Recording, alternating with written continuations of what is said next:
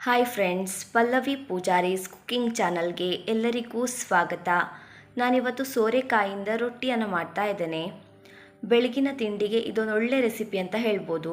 ದಿಢೀರ್ ಅಂತ ಮಾಡಿಕೊಳ್ಳುವಂಥ ಒಂದು ತಿಂಡಿ. ತುಂಬ ರುಚಿಯಾಗಿರ್ತದೆ, ಹಾಗೆ ಮಾಡೋದು ಕೂಡ ತುಂಬ ಸುಲಭ. ನೋಡಿ, ನಾನಿಲ್ಲಿ ಒಂದು ಚಿಕ್ಕ ಸೋರೆಕಾಯನ್ನು ತಗೊಂಡಿದ್ದೇನೆ. ಇದರಲ್ಲಿ ಇಡೀ ನಾನು ಹಾಕುವುದಿಲ್ಲ.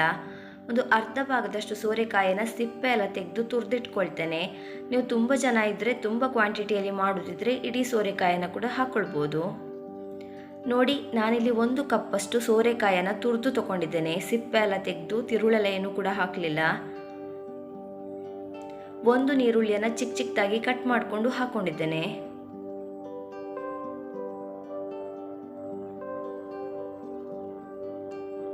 ಸ್ವಲ್ಪ ಕೊತ್ತಂಬರಿ ಸೊಪ್ಪನ್ನು ಚಿಕ್ಕ ಚಿಕ್ಕದಾಗಿ ಕಟ್ ಮಾಡಿ ಹಾಕೊಂಡಿದ್ದೇನೆ.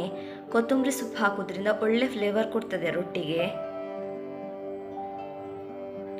ನಾನಿಲ್ಲಿ ಒಂದು 3 ಹಸಿಮೆಣಸಿನಕಾಯಿಯನ್ನು ಕಟ್ ಮಾಡಿ ಹಾಕೊಂಡಿದ್ದೇನೆ. ನಿಮಗೆ ಖಾರ ಎಷ್ಟು ಬೇಕಂತ ನೋಡ್ಕೊಂಡು ಹಾಕೊಂಡ್ರೆ ಆಯಿತು. ನೋಡಿ, ಒಂದು ಚಿಕ್ಕ ಕಪ್ಪಷ್ಟು ಹಸಿ ತೆಂಗಿನಕಾಯಿ ತುರಿಯನ್ನು ಸೇರಿಸ್ತಾ ಇದ್ದೇನೆ. ನೋಡಿ, ಒಂದು 3 ಟೇಬಲ್ ಸ್ಪೂನ್ ಆಗುವಷ್ಟು ಬೆಲ್ಲವನ್ನು ಸೇರಿಸ್ಕೊಳ್ತಾ ಇದ್ದೇನೆ.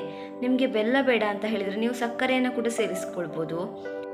ಬೆಲ್ಲ ಹಾಕೋದ್ರಿಂದ ಆರೋಗ್ಯಕ್ಕೆ ಕೂಡ ಒಳ್ಳೆಯದು, ರುಚಿ ಕೂಡ ಚೆನ್ನಾಗಿರ್ತದೆ. ಈಗ ನಾನು 1 ಕಪ್ಪಷ್ಟು ಬಾಂಬೆ ರವೆಯನ್ನು ಹಾಕೊಳ್ತಾ ಇದ್ದೇನೆ. ಯಾವ ಕಪ್ಪಲ್ಲಿ ನಾನು ಸೋರೆಕಾಯಿ ತುರಿಯನ್ನು ಹಾಕೊಂಡಿದ್ದೆ ನೋಡಿ, ಅದೇ ಕಪ್ಪಲ್ಲಿ 1 ಕಪ್ಪಷ್ಟು ಬಾಂಬೆ ರವೆಯನ್ನು ಹಾಕಿದ್ದೇನೆ. ಹಾಗೆ ರುಚಿಗೆ ತಕ್ಕಷ್ಟು ಉಪ್ಪನ್ನು ಹಾಕಿ ನಾನೀಗ ಇದನ್ನು ಒಂದ್ಸಲ ಹಾಗೆ ಮಿಕ್ಸ್ ಮಾಡ್ಕೊಳ್ತೇನೆ. ನೋಡಿ, ಸರಿಯಾಗಿ ಒಂದ್ಸಲ ಕಲಿಸ್ಕೊಳ್ಬೇಕು. ಸೋರೆಕಾಯಲ್ಲಿ ನೀರೆಲ್ಲ ಬಿಡ್ತದಲ್ವ, ಹಾಗಾಗಿ ಚೆನ್ನಾಗಿ ಮಿಕ್ಸ್ ಮಾಡ್ಕೊಳ್ಬೇಕು.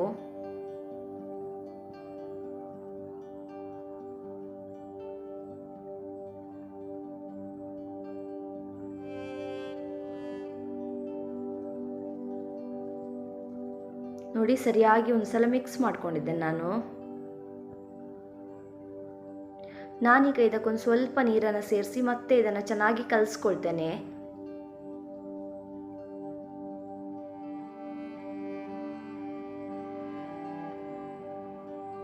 ನಮಗೆ ಇದು ಉಂಡೆ ಮಾಡುವಂತಹ ಹದಕ್ಕೆ ಬಂದರೆ ಸಾಕು. ನೋಡಿ, ಈ ರೀತಿ ಉಂಡೆ ಮಾಡಲಿಕ್ಕಾದ್ರೆ ಸಾಕು. ಈಗ ಕರೆಕ್ಟ್ ಆಗಿದೆ, ಇನ್ನು ನೀರನ್ನು ಸೇರಿಸೋದು ಬೇಡ. ಇದನ್ನೊಂದು 5 ನಿಮಿಷ ನಾನೀಗ ಹಾಗೆ ಇಡ್ತೇನೆ. ರವೆ ನೀರನ್ನೆಲ್ಲ ಚೆನ್ನಾಗಿ ಹೀರ್ಕೊಳ್ಳಿ. ನೋಡಿ, ನಾನೀಗ ಒಂದು ಬಾಳೆ ಎಲೆಯನ್ನು ಗ್ಯಾಸ್ ಮೇಲಿಟ್ಟು ಸ್ವಲ್ಪ ಬಾಡಿಸ್ಕೊಂಡಿದ್ದೇನೆ. ಬಾಳೆ ಎಲೆಗೆ ಸ್ವಲ್ಪ ಎಣ್ಣೆಯನ್ನು ಹಚ್ಕೊಂಡು ನೋಡಿ, ಈ ರೀತಿ ಉಂಡೆಯನ್ನು ಇಟ್ಕೊಂಡು ತಟ್ಕೊಳ್ತಾ ಇದೆ. ನೋಡಿ, ರೊಟ್ಟಿಯನ್ನು ರೌಂಡ್ ಶೇಪಲ್ಲಿ ತಟ್ಟಿದ್ರೆ ಆಯಿತು. ನೋಡಿ, ತುಂಬ ಸುಲಭ. ಈಗ ಗ್ಯಾಸ್ ಮೇಲೆ ಒಂದು ತವ ಇಟ್ಟು ಸ್ವಲ್ಪ ತೆಂಗಿನ ಎಣ್ಣೆಯನ್ನು ಹಾಕ್ಕೊಂಡಿದ್ದೇನೆ. ನೀವು ಬೇಕಿದ್ರೆ ತುಪ್ಪ ಅಥವಾ ನೀವು ಬೇರೆ ಯಾವ ಎಣ್ಣೆಯನ್ನು ಉಪಯೋಗಿಸ್ತೀರಿ ಅದನ್ನು ಹಾಕ್ಕೊಳ್ಬೋದು. ನೋಡಿ, ತವ ಬಿಸಿ ಆದಮೇಲೆ ನೋಡಿ, ನಾನು ಈ ರೀತಿ ಬಾಳೆ ಎಲೆ ಸಮೇತ ತವದ ಮೇಲೆ ಹಾಕ್ಕೊಂಡಿದ್ದೇನೆ.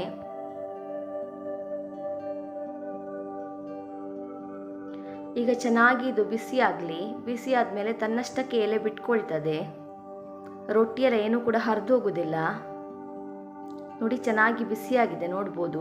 ಬಾಳೆ ಎಲೆ ಹೇಗಾಗಿದೆ ಅಂತ ನೋಡ್ಬೋದು. ನೋಡಿ, ತುಂಬ ಸುಲಭವಾಗಿ ತೆಗಿಲಿಕ್ಕೆ ಬರ್ತದೆ.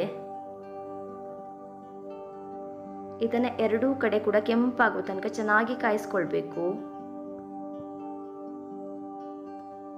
ನೋಡಿ, ನಾನೀಗ ತಿರುಗಿಸಿ ಹಾಕೊಂಡಿದ್ದೇನೆ ರೊಟ್ಟಿಯನ್ನು. ಎಲ್ಲಿ ಕೂಡ ರೊಟ್ಟಿ ಹರಿದೋಗ್ಲಿಲ್ಲ, ನೋಡ್ಬೋದು. ತುಂಬ ಸಾಫ್ಟಾಗಿ ಚೆನ್ನಾಗಿ ಬರ್ತದೆ ಸೋರೆಕಾಯಿ ಹಾಕೋದ್ರಿಂದ. ಒಳ್ಳೆ ಫ್ಲೇವರ್ ಕೂಡ ಕೊಡ್ತದೆ, ಆರೋಗ್ಯಕ್ಕೆ ಕೂಡ ತುಂಬ ಒಳ್ಳೆಯದು ಸೋರೆಕಾಯಿ. ನೋಡಿ, ಇಷ್ಟಾದರೆ ಸಾಕು. ನಾನೀಗ ಇದನ್ನು ತೆಗಿತಾ ಇದ್ದೇನೆ. ನೋಡ್ಬೋದು, ನಮ್ಮ ಸೋರೆಕಾಯಿ ರೊಟ್ಟಿ ರೆಡಿಯಾಗಿದೆ. ತುಂಬ ಸುಲಭವಾಗಿ ಬೇಗ ಮಾಡ್ಕೊಳ್ಬೋದು. ಮಕ್ಕಳೆಲ್ಲ ಸೋರೆಕಾಯಿ ತಿನ್ನಲಿಕ್ಕೆ ಕೇಳುವುದಿಲ್ಲ ನೋಡಿ. ಆಗ ನಾವು ಸೋರೆಕಾಯಿನ ಉಪಯೋಗಿಸ್ಕೊಂಡು ಈ ರೀತಿ ತಿಂಡಿ ಎಲ್ಲ ಮಾಡಿಕೊಟ್ರೆ ಮಕ್ಕಳು ತಿಂದದ್ದೇ ಗೊತ್ತಾಗೋದಿಲ್ಲ. ತುಂಬ ರುಚಿಯಾಗಿರ್ತದೆ. ಇದಕ್ಕೆ ಚಟ್ನಿ ಸಾಂಬಾರು ಏನೂ ಕೂಡ ಬೇಡ. ತುಂಬ ಬೇಗ ಮಾಡ್ಕೊಳ್ಬೋದು, ಅಷ್ಟೇ ರುಚಿಯಾಗಿರ್ತದೆ. ಆರೋಗ್ಯಕ್ಕೆ ಕೂಡ ಅಷ್ಟೇ ಒಳ್ಳೆಯದು. ನೀವು ಕೂಡ ಇದನ್ನೊಮ್ಮೆ ಟ್ರೈ ಮಾಡಿ ನೋಡಿ. ನಿಮಗೆ ಈ ವಿಡಿಯೋ ಇಷ್ಟ ಆಗಿದ್ದಲ್ಲಿ ಲೈಕ್ ಮಾಡಿ, ಶೇರ್ ಮಾಡಿ, ಕಮೆಂಟ್ ಮಾಡಿ. ಸಬ್ಸ್ಕ್ರೈಬ್ ಮಾಡೋದನ್ನು ಮಾತ್ರ ಮರಿಬೇಡಿ. ಪ್ಲೀಸ್ ಸಪೋರ್ಟ್ ಮಾಡಿ.